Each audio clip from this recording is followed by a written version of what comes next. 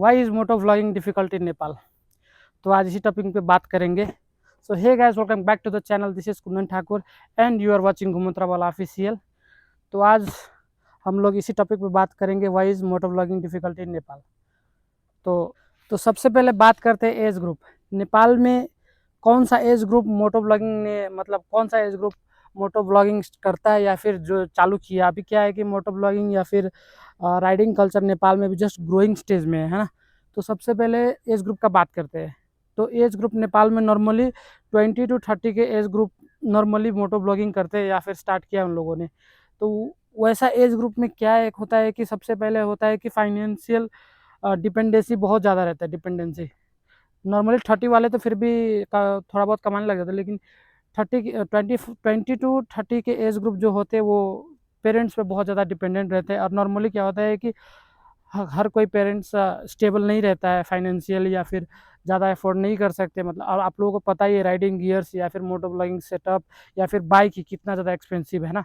तो इसी के ये भी कारण है। दूसरी लिए भी क्या है कि मुझे ऐसा फील होता है कि मोटो ब्लॉगिंग थोड़ा डिफ़िकल्ट हो रहा है नेपाल में।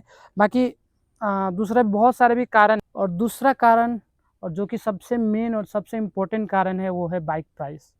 तो नेपाल में क्या है कि टू व्हीलर या फिर बाइक मैन्युफैक्चर ही नहीं होता है, ठीक है।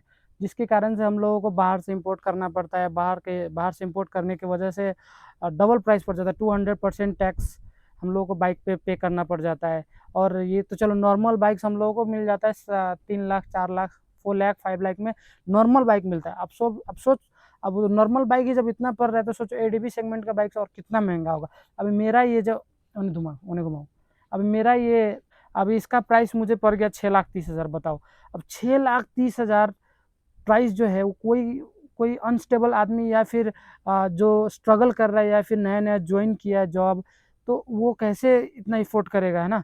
अफोर्ड करेगा 6,30,000 या फिर 6 लाख ही पकड़ लो, 7 लाख ही पकड़ लो।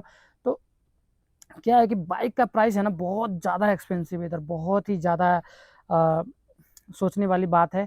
तो इसके चलते भी यंगस्टर्स जो है वो लोग बाइक अफोर्ड नहीं कर पा रहे या फिर मतलब घर पे जो है उसी से थोड़ा बहुत काम चला रहे। बाकी जो कमाने वाले हो गए लोग, बहुत ही कम लोग इतना मतलब अफोर्ड कर पा रहे हैं।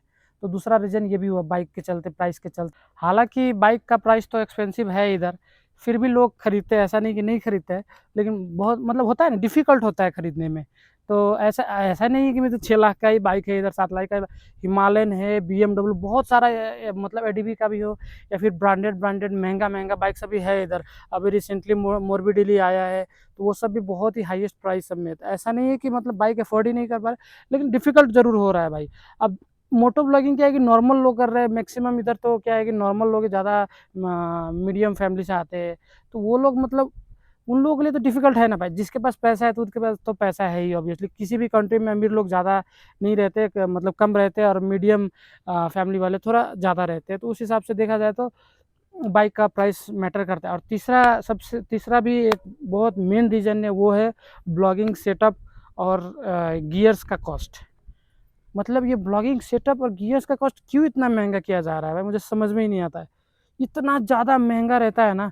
और बात ही मत करो, अभी ये मैंने ये रिसेंटली ये DJI का एक्शन 4 लिया, एडवेंचर कॉम्बो वाला। ये मैं एक्चुअली इससे जो लेटेस्ट अभी तक 6 तक भी आ गया है, लेकिन मैं 6 अफोर्ड नहीं कर पाया, 5 भी अफोर्ड नहीं कर पाया, मेरे पास उतना बजट नहीं था। तो मुझे क्या था, एडवेंचर कॉम्बो भी लेना था, तो मैंने 54,000 मुझे पड़ गया, जो कि मैंने इधर से लिया भी नहीं, ठीक है। इधर से मैंने लिया, इसको मैंने दुबई से मंगाया। तो सोच लो आप, दुबई से मंगाने के बाद भी कितना ज़्यादा एक्सपेंसिव है। अभी ये हेलमेट भी देख लो, एडीबी का ये, इसका भी मुझे 8,500 पड़ गया। तो कहने का मतलब ये है कि ब्लॉगिंग सेटअप जो है बहुत ज़्यादा एक्सपेंसिव हो गया। और ऐसा नहीं है कि नेपाल में ब्रांड नहीं है खुद मैन्युफैक्चर करने वाला, इधर भी ब्रांड है, नेपाली ब्रांड सभी बहुत सारा है। जो कि राइडिंग गियर सब मतलब बनाते हैं मैन्युफैक्चर। आप लोगों को भी पता है कौन कौन सा कैसा, जैसे कि कवच हो गया, अल्फा हो गया, ये सब हो गए वगैरह वगैरह।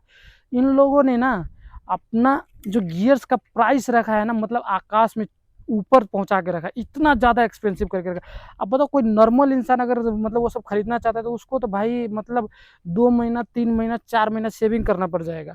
मेरे जैसे इंसान के लिए मैं बोल रहा हूँ, जैसे कि अब एक जैकेट होता है, राइडिंग जैकेट होता है, इधर 15-20 हज़ार 25 हज़ार के रेंज में रखा गया है।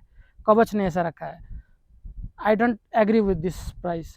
It's very very expensive. तो इसको थोड़ा इन लोगों को सोचना चाहिए। बाकी अल्फ़ा वगैरह भी मतलब आपको अगर राइडिंग जैकेट लेना है तो 15,000 पड़ जाएगा, बूट लेना है तो 20,000 पड़ जाएगा, 15,000 से ऊपर हर चीज़, मतलब हर राइडिंग गियर, पैंट पकड़ लो, पैंट भी 15,000 से ऊपर है भाई।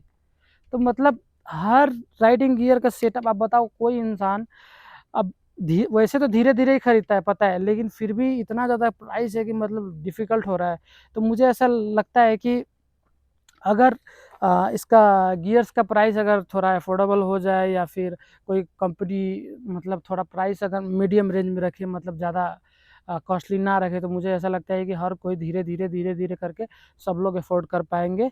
तो अब मेरा ऐसा ऐसा नहीं है कि मेरा बात सबको अच्छा भी लगेगा, ऐसा नहीं है, सबका अपना अपना थिंकिंग रहती है। मेरा पर्सनल प्रोस्पेक्टिव मैंने बताया, बाकी आप लोग अपना प्रोस्पेक्टिव ज़रूर बताना, और है ना, सब कुछ मुझे पता है ऐसा भी नहीं हो सकता है। तो बात ये है कि मोटो ब्लॉगिंग, इसी मुझे ऐसा लगता है कि इसी चलते मोटो ब्लॉगिंग नेपाल में बहुत ज़्यादा डिफ़िकल्ट है। तो अगर तो अगर आप लोगों को ये वीडियो पसंद आया हो, लाइक कमेंट शेयर ज़रूर करना, साथ ही साथ चैनल को सब्सक्राइब ज़रूर कर देना। आपका एक सब्सक्रिप्शन हमारे लिए बहुत ज़्यादा इंपॉर्टेंट हो सकता है ना, मुझे आगे बढ़ने के लिए बहुत ज़्यादा हेल्प करेगा। So subscribe. Bye bye.